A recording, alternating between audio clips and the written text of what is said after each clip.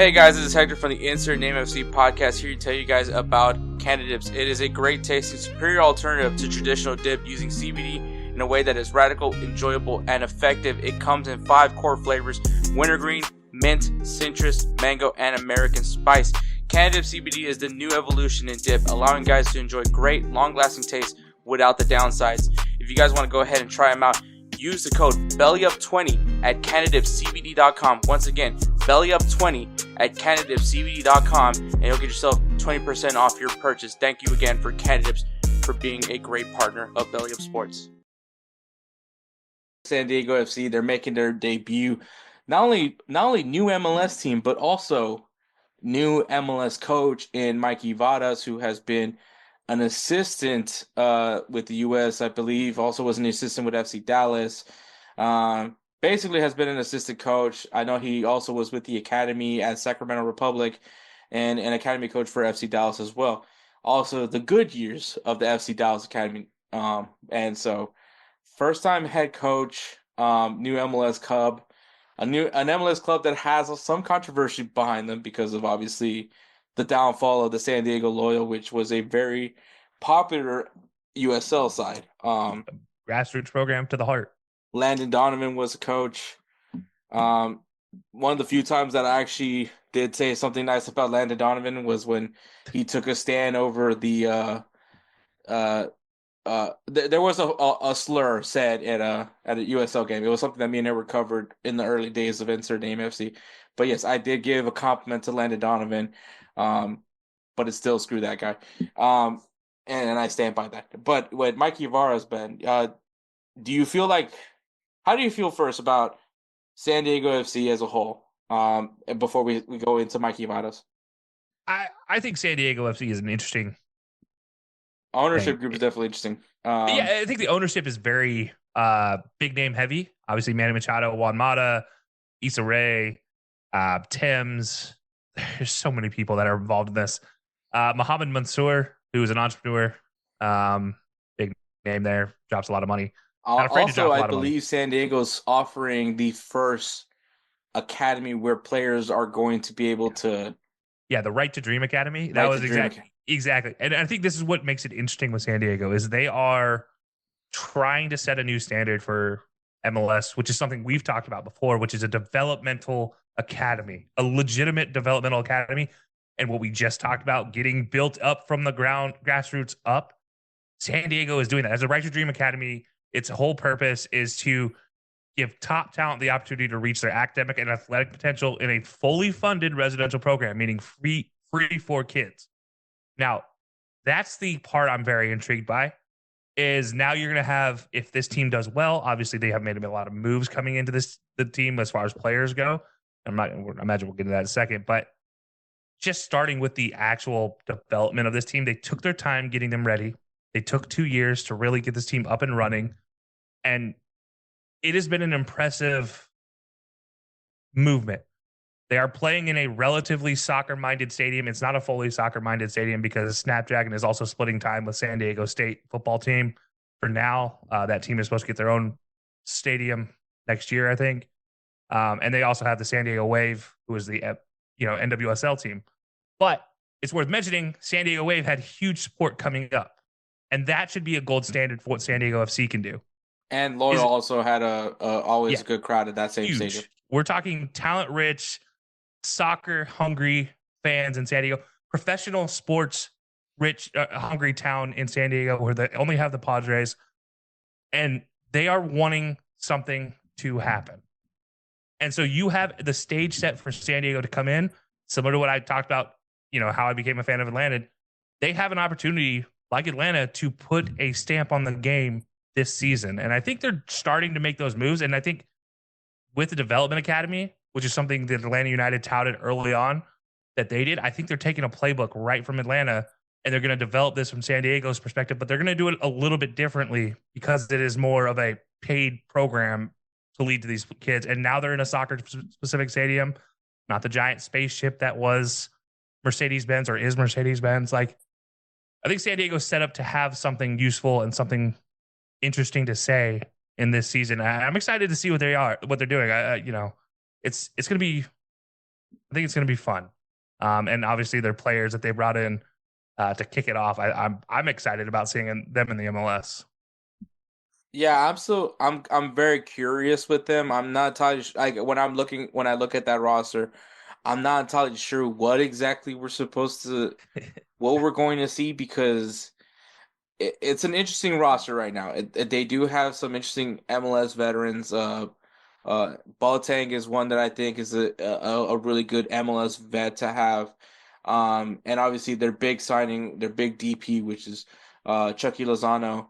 I think that obviously for San Diego, that's a perfect uh, pair up for San Diego to have a Mexican international like Lozano to be your leader of your team in some sense.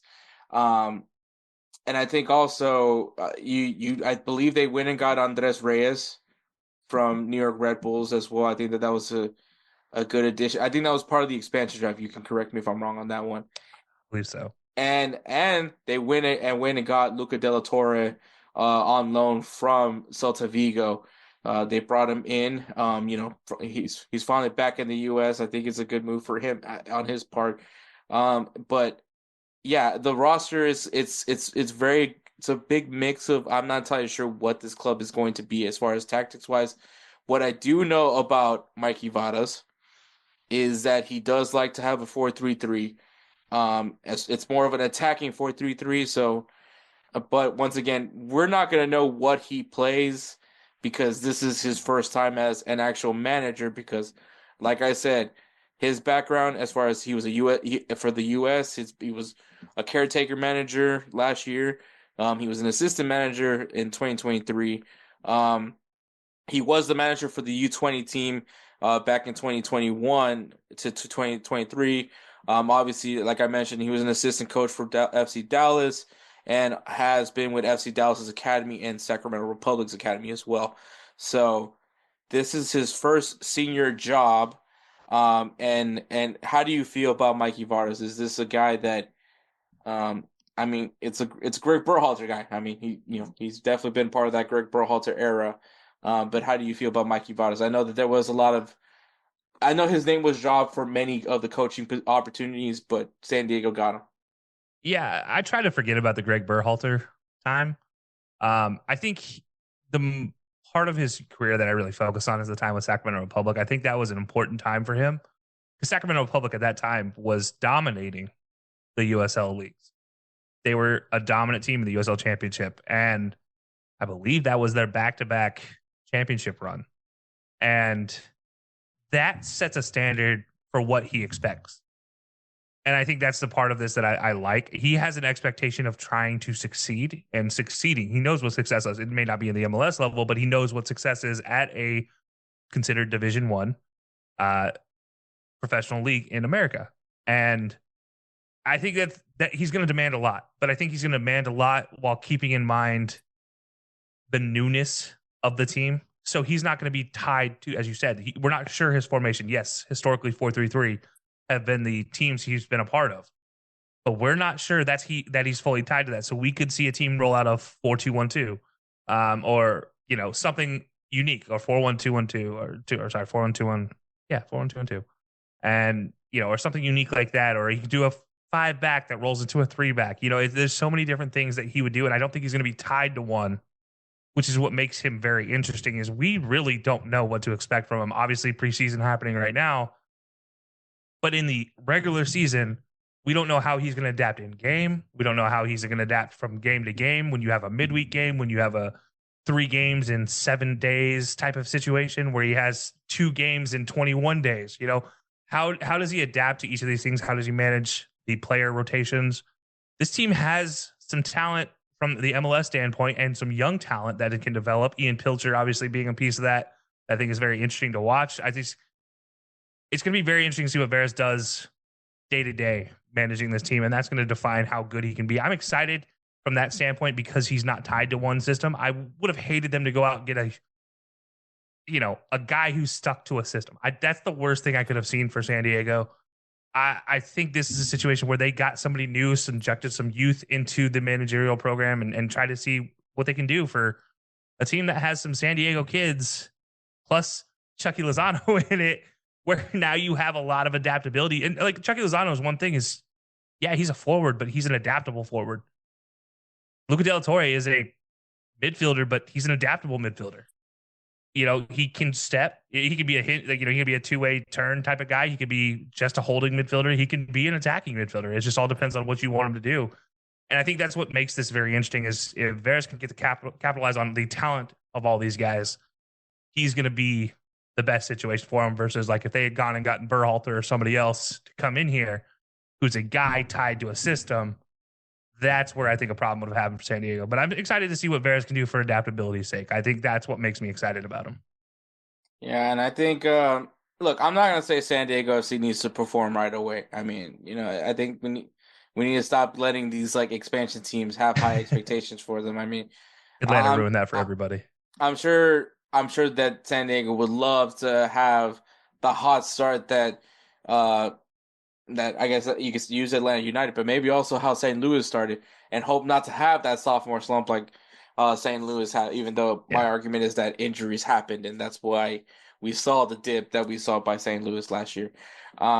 Because I mean, second half of the season they looked very much better once they were healthy. So, but we'll get that to it when you hear the predictions with me and Musa. But yeah, I'm intrigued by San Diego. I think that there is a lot of pressure with San Diego just because of what happened with the Loyal. I think that there is some fans that are maybe still frustrated of that event happening, and I think maybe they think that there's a correlation to San Diego FC happening. Mhm. I can't really tell you, man. Could it have been a coincidence? Probably. But yeah, I think that this is going to be interesting. I think San Diego. One, I'm just happy that the league is even Yeah. now. Like now we Yeah. have an even number of teams. Like we're gonna see everybody on opening day. We're gonna see everybody on decision day. So that's what I'm happy about. And then obviously, so we add another team. We're back to being an uneven league. I do think Garber needs to, if he's gonna add expansion teams, please do it in Two twos. at a time. Two at a time. Like just like Noah's Ark, you got to have two at a time. So, and that's just my opinion. I just because I hate. I would hate to be the team that has to sit out on decision day and just pray that things fall in Yeah. line for them. And so, You played on the Thursday before the Saturday, and it's like, all right, well, hopefully it works. yeah, so I wouldn't want it. I wouldn't want that for anything. So, and I guess Sacramento it's official. Sacramento is going to be in MLS because I feel like you mentioned that earlier. Yeah, I believe that's still correct. Sacramento was announced to enter, I believe, in 27. Um, that was the plan. I'm not sure if Because I thought they were pulled. They were pulled, and I think that's that's right. They what's were pulled. Yeah, they were originally slated for 2023, and then they got pulled.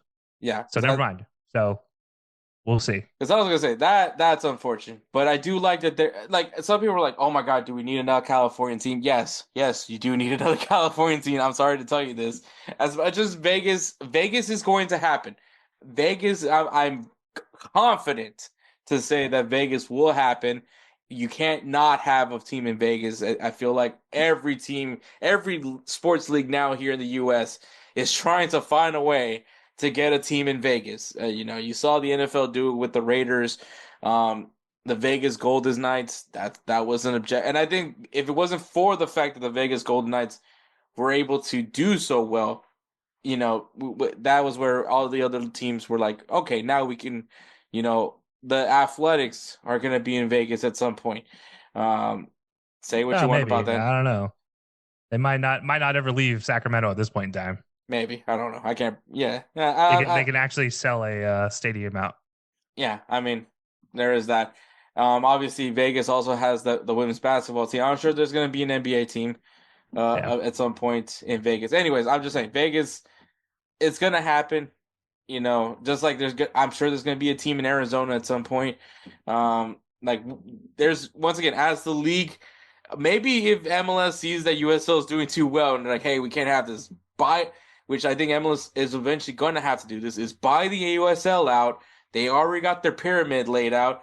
All you gotta do is just follow suit and then build this league and build it right, and we'll now have promotion and relegation, and I think that should be the end goal at some point. Yeah. Because like I said, you can't be adding all these MLS teams and think that we can make this work with 50 teams in a league. So, so I know eventually. I trust me. I'm with everybody. It's gonna happen eventually, and I'll be all for it that when that day comes. I just know it's not right now. Yeah. They talk about you want teams in Indy, you want teams in Cleveland, you want teams in Arizona, you want teams in Sacramento. Like, dude, they are already there. You just have to go get them from the USL. Yeah, I mean, just bring them in at this point in time. There's no point waiting anymore. I'm sure. So I'm sure MLS is talking about. Oh, we need a team in Detroit. There's a team in Detroit, There already and is. and a great following, by the way, for that Yeah, from that team in Detroit Detroit. City is fantastic. Also, really cool crest. In the 11, also strong fan base. I mean, I believe they play in that they actually play in Lucas Oil. They do. I could be okay. Yeah. Well, they either split time there to play where the Indy. They actually have a soccer specific stadium. I think now that they just got built. Okay.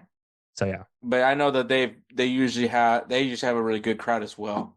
yeah, I'll say they're they also pack a historically really good team. once again. I'm not saying they pack Lucas Oil Stadium, but I do know that they do usually have a good crowd. Um, also, I'm just gonna say this: if you have an NFL stadium, if they're gonna play in an NFL stadium, just sell the first level. Sell the first level. Sell that first. Don't sell the nosebleeds just yet because it looks bad. Yeah, It looks yeah, real bad. And I yeah. look You got to at sell it first, and I'm then looking you'll at be you, fine. New England. So even Yeah. when they were good. Um, but yeah. Yeah, so San Diego, see, I think it's gonna be interesting. If you just had to like think right now, where do you think San Diego does this year, being the debutante of the MLS? I'm gonna say they're gonna be in that bottom playoff contenders, right? So while Realm. battling for wild card, Yeah, I don't think there's. I don't want to put them as a playoff team immediately, but I do think they can easily compete for a play or for a wild card. I mean, what? There's 20 teams that get up going to the playoffs now.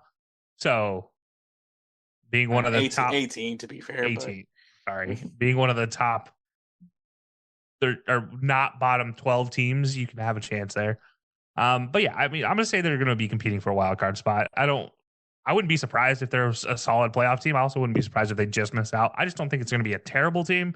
I also don't think they're gonna be the best in the league. So I'm just gonna say yeah, somewhere in the middle. I think their roster isn't necessarily as great, especially a team that was rumored to with damn near everybody. Yeah, Um, literally everybody. I mean, well, Memo Ochoa was rumored to go there. Sergio Ramos was rumored to go there. Uh, De KDB Bruyne. was rumored to go Yeah, here. Which now I think the rumors are now that he would be going to NYCFC. Which that just makes the I most don't think sense his to me. wife's happy with that. His wife isn't happy with New York.